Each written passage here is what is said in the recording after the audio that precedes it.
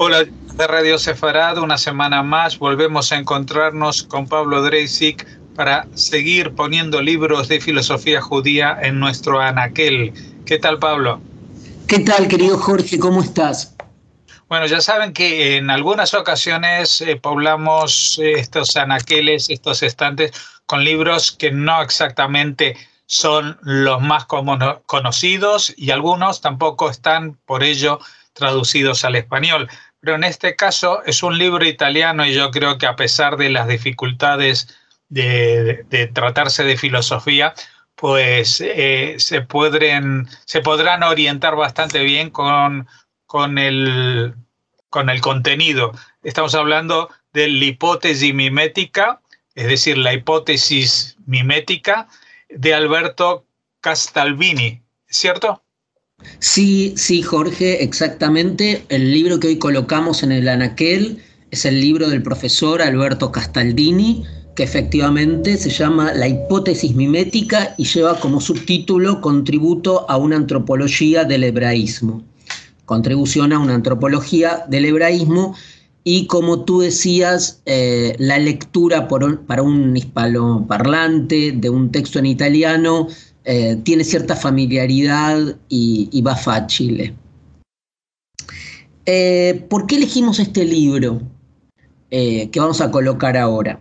Bueno, primero vamos al objeto, al libro. El libro es un libro muy bello, es un libro de una edición muy, muy cuidada, muy especial. En la portada, en la copertina, en la portada del libro, hay una imagen del siglo XV, la Madonna de los Hebreos, que se luce en la Basílica de Mantova. Y estas ediciones, que como decía son muy cuidadas como libros, como artefacto, como objeto, como la factura del libro, su hechura, su terminación, se debe al cuidado prodigado por la casa editora.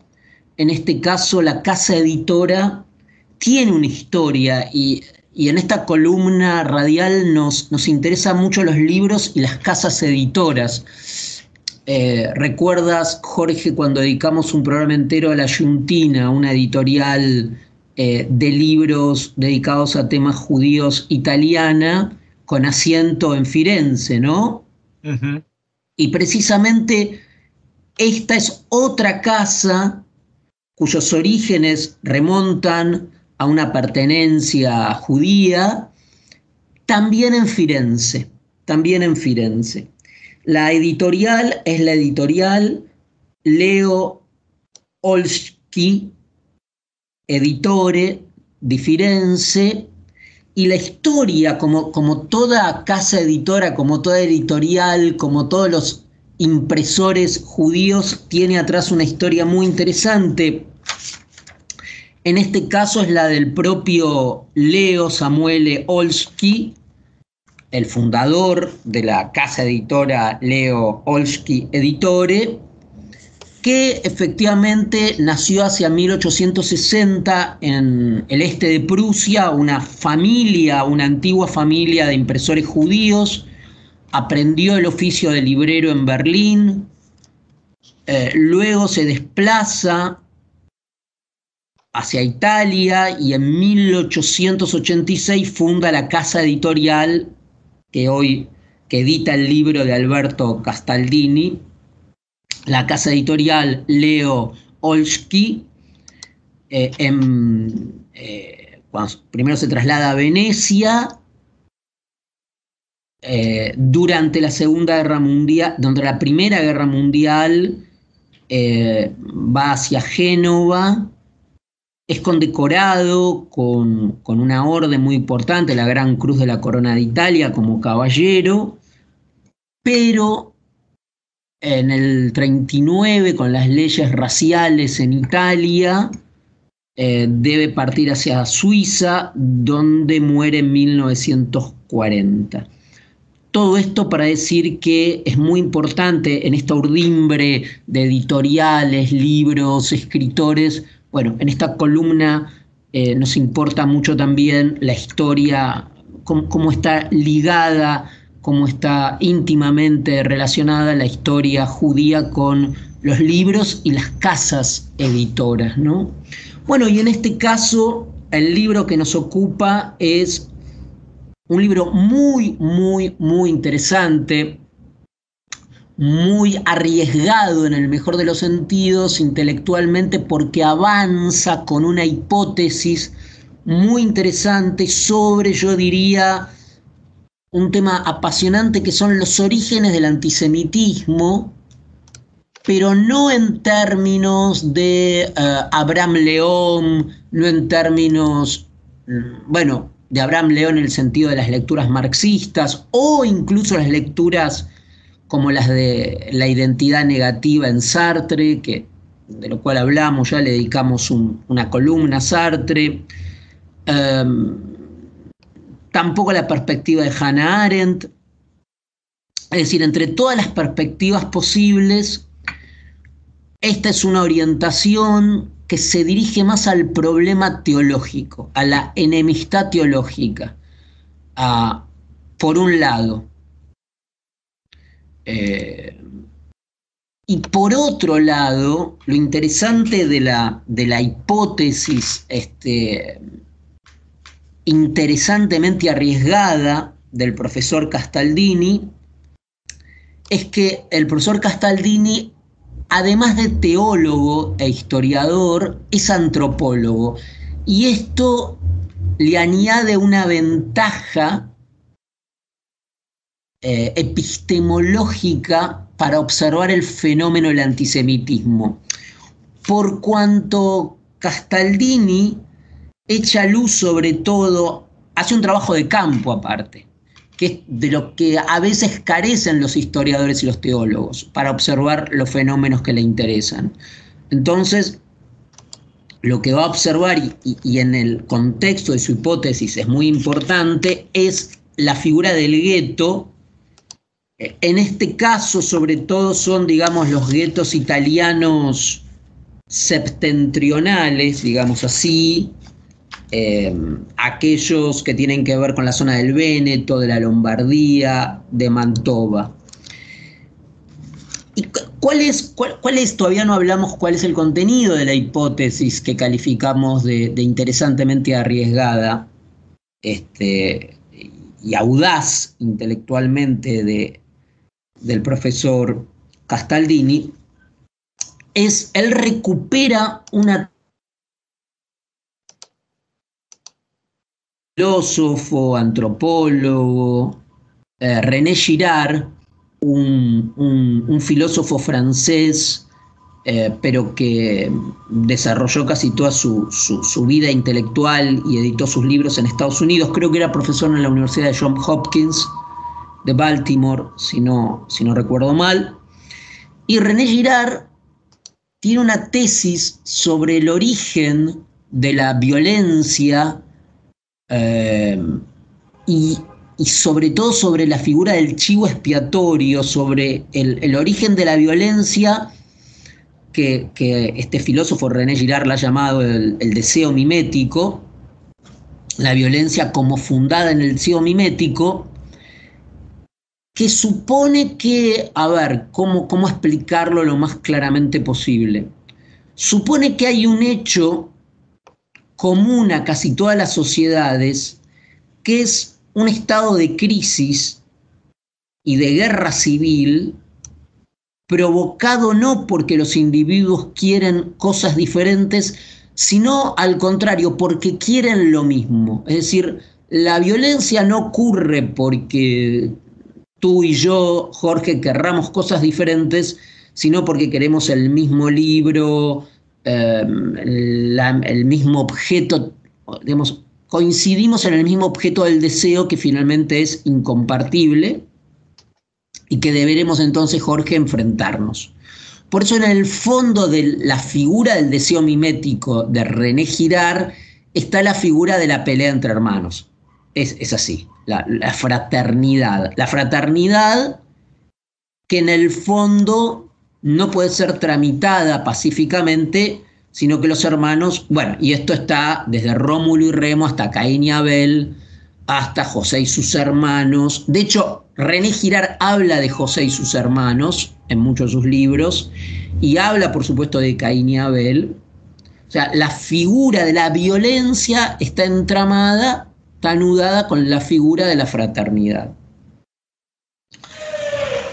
Ahora, esa violencia de todos contra todos porque quieren lo mismo, míticamente se resuelve cuando todos, en vez de pelearse todos contra todos, eligen a uno y van contra ese uno. Y tanto Girard como el profesor Castaldini hablan de el chivo expiatorio.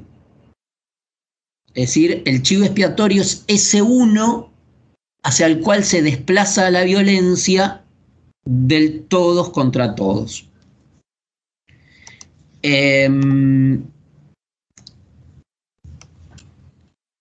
Por supuesto que va de suyo que inmediatamente que este uno van a ser entonces los judíos a través de la historia como aquella víctima elegida, ¿no? De hecho, René Girard no se refiere tanto al caso de los judíos en algunos episodios, pero lo que hace el profesor Castaldini es este modelo que René Girard no lo aplicó directamente a la Shoah, no lo aplicó directamente a la persecución medieval de los judíos, sí poner a prueba este modelo en el caso de los judíos. Con lo cual aporta a una discusión, a una agenda actual sobre el tema del antisemitismo, pero también sobre el odio en general a cualquier minoría. Y es interesante porque este modelo, así planteado por el profesor Castaldini, va directamente contra otras perspectivas en las cuales el odio a los judíos proviene de la diferencia. Por ejemplo, Hannah Arendt,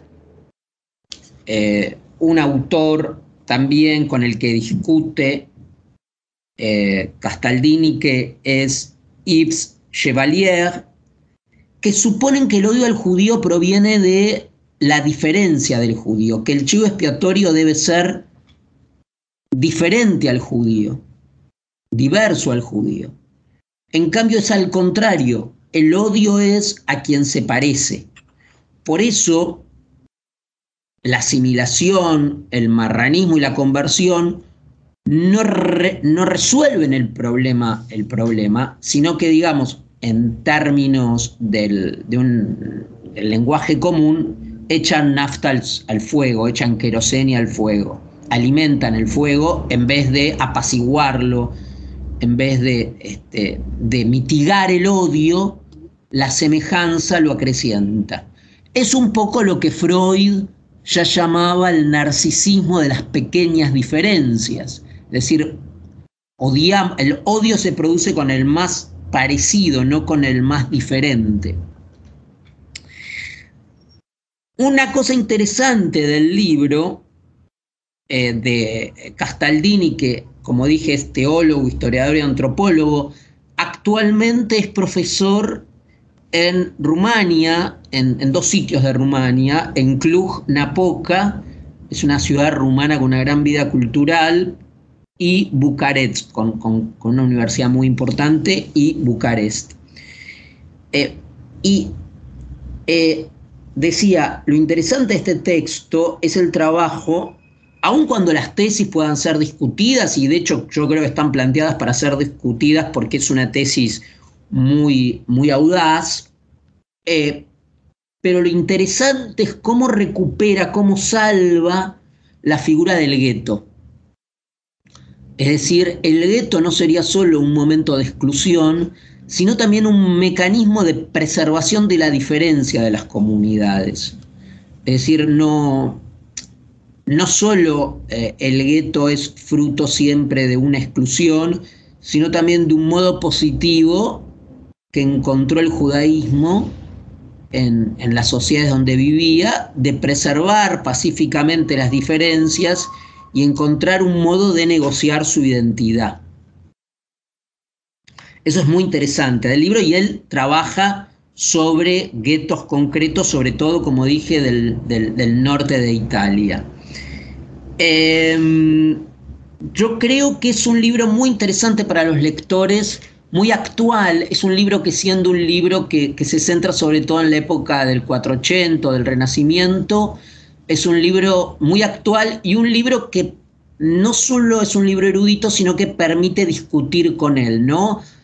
Como que abre una agenda para el tema del antisemitismo, pero también para el tema de las formas en que las sociedades generan odio. Así que bueno, recomiendo este libro. No dije el año de edición del libro. El libro lo tengo frente a mí, es del 2001. Como dije, es de este editorial que también invitamos a visitar los libros de su catálogo, de Leo Olski, editore de Firenze, igual que La Giuntina, que le habíamos dedicado un programa. Y bueno, recomendamos el libro, que es un libro que da que pensar. Pues sin duda una recomendación que habremos de tener en cuenta, como todas las que nos haces, porque muchas veces son autores o temas que no son los habituales cuando hablamos de filosofía judía y nos referimos en general a épocas más tempranas. Así que con esta recomendación te agradecemos que nos hayas visitado hoy y te invitamos a hacerlo también la semana próxima. Como siempre, muchas gracias, Jorge.